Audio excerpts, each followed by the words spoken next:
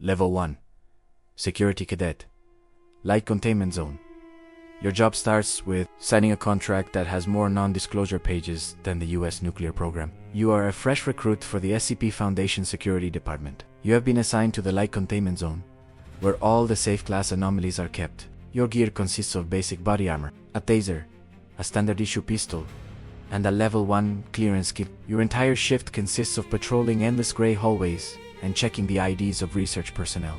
You don't fight monsters and you don't save the world every single day. You just stand by a metal door and make sure nobody sneaks an anomalous coffee cup or an endless roll of toilet paper out of the lab. It is the most boring job in the world, accompanied by constant, suffocating paranoia. From the outside, you just look like a security guard in a very expensive, windowless office building. But your real value is maintaining basic order, without thousands of cadets exactly like you. The researchers would violate containment protocols every day out of pure, unfiltered curiosity. You are the absolute first barrier between human stupidity and anomalous objects.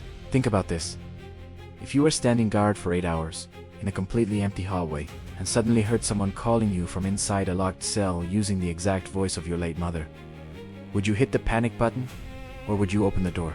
Level 2. Security Officer.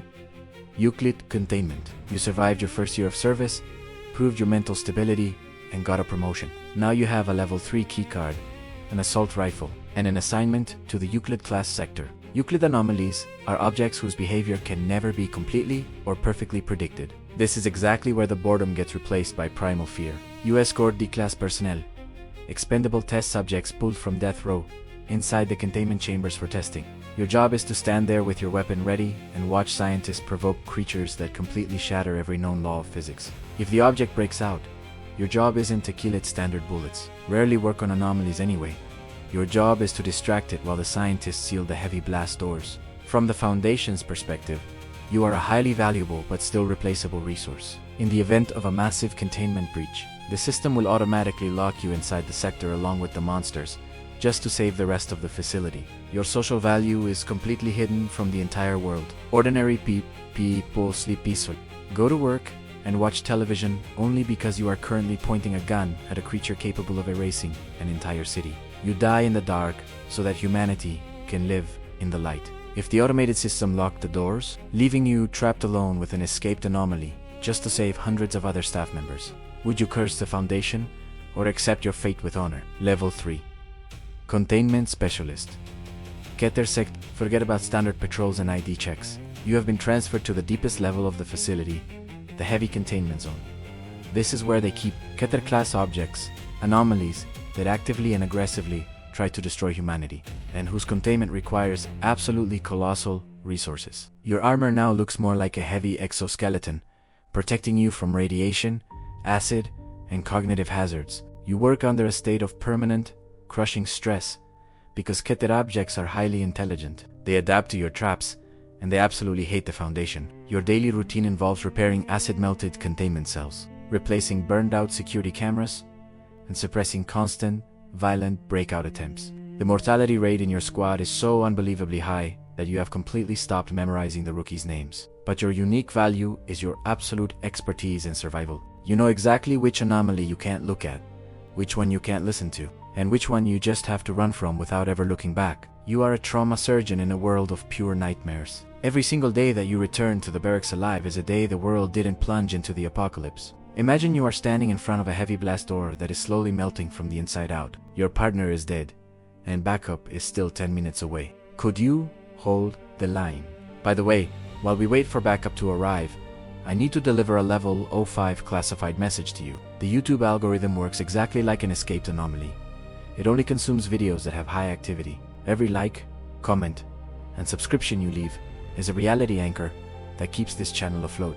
Without your direct support, this video will be completely expunged from the algorithm's database, like a Phylet classified experiment. Hit subscribe right now, and tell me in the comments, which object class terrifies you the most? Safe, Euclid, or Keter? Now we are calling in the heavy artillery. Level 4, MTF Operator, Nine-Tailed Fox. When the standard site security is completely wiped out, and monsters are freely roaming the bloody hallways, the Foundation hits the ultimate panic button. They call you. You are an operator for Mobile Task Force Epsilon, known under the legendary codename Nine-Tailed Fox.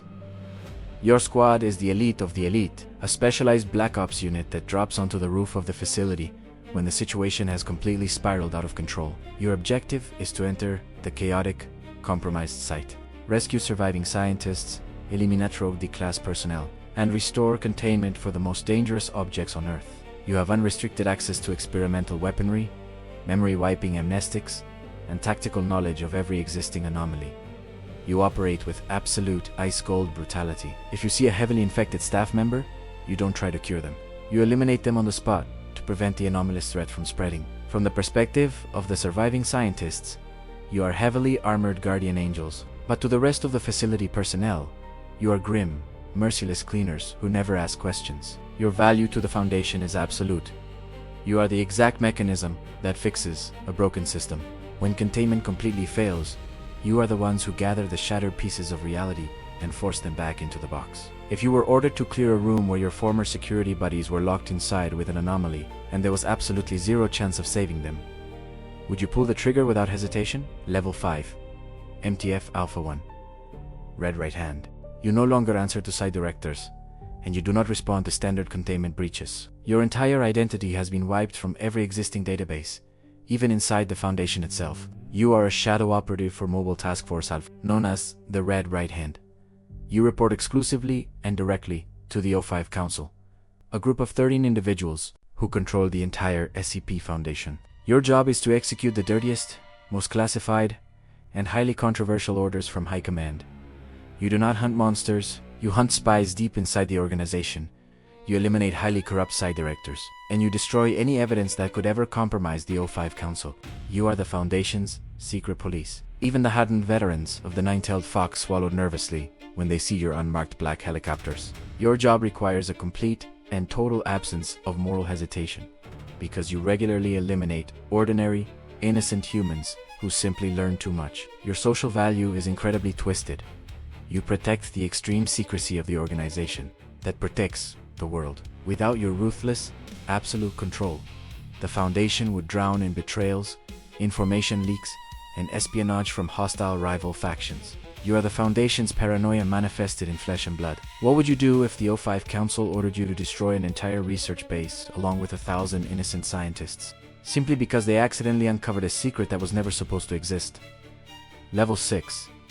Site Director. The Overlord. You no longer wear tactical body armor, and you no longer hold an assault rifle. Your weapon is a high-tech tablet with master access codes and a solid red telephone sitting on your desk. You are the Site Director, the single person who bears absolute responsibility for an entire underground city packed full of nightmares. You manage the massive logistics, the black budgets, the security deployments, and the lethal D-class experiments. Your greatest battles do not happen in bullet-trident hallways, but inside your office with paperwork and brutal moral compromises. You personally approve horribly cruel experiments because you know it is better to sacrifice 5 criminals today than allow an anomaly to slaughter 1 million people tomorrow. You are cold, highly calculating, and you sleep maybe 3 hours a night. But most importantly, right underneath your desk is the master access panel for the Alpha Warhead. It is a massive nuclear device buried deep beneath the foundation of the facility. Your ultimate objective: if the situation spirals totally out of control